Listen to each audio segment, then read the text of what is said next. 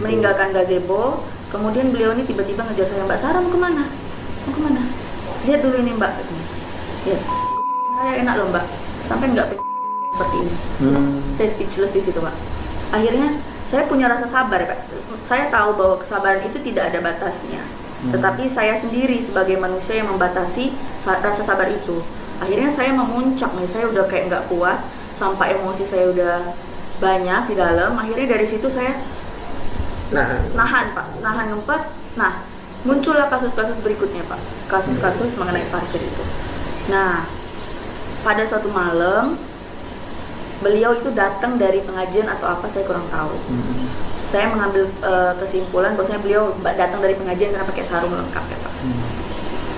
Jam 2 atau sekitar jam 2.30 kurang lebih karena mendekati subuh ya. Beliau tiba-tiba mengkelakson mobil, tat sambil digas-gasin mobilnya Pak, dengan RPM yang tinggi gitu. Tapi tidak terlalu ini ya, tidak terlalu membuat saya jengkel, belum membuat saya jengkel. Kemudian tiba-tiba istrinya menelpon, ayo bangun Sarah, bangun.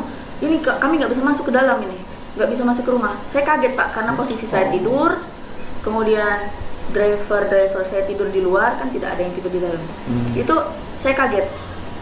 Kemudian beliau bilang, ayo cepetan bangun, nanti suami saya murka. Wah, bahasa murka ini bagi saya terlalu tinggi kan.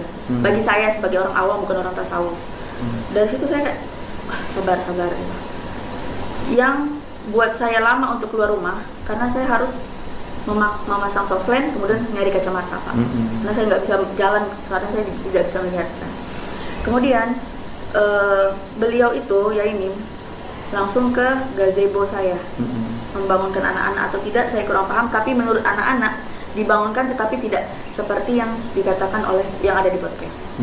Kemudian Pak, beliau dengan lancangnya mengambil tempat kunci. Misalnya ini tempat kunci Pak, di situ tempat kunci mobil semua tuh. Beliau tinggal ngambil, dia tahu bahwasanya itu mobil Xenia yang diparkirkan di depan rumahnya beliau.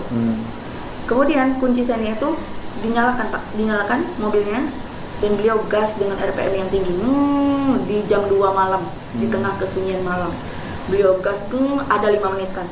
Dan mobilnya mobil Mbak itu? Mobil saya, dan saya tegaskan tidak parkir di fasilitas umum, tetapi di tanah yang kami sewa. Nah kemudian Pak, tapi memang itu mengganggu nggak mobil mau lewat?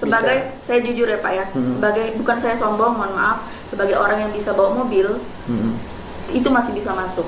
Dan saya kalau punya niatan yang baik, harusnya beliau kalau merasa terganggu, ya seharusnya beliau ngomong baik-baik gitu. Dan kemudian Pak, beliau udah ngegas dengan RPM tinggi selama 5 menit. Driver saya atas nama Agil itu nyamperin, karena beliau masih muda ya Pak, umurnya masih belum genap 20, emosi. Saya paham betul kenapa beliau emosi.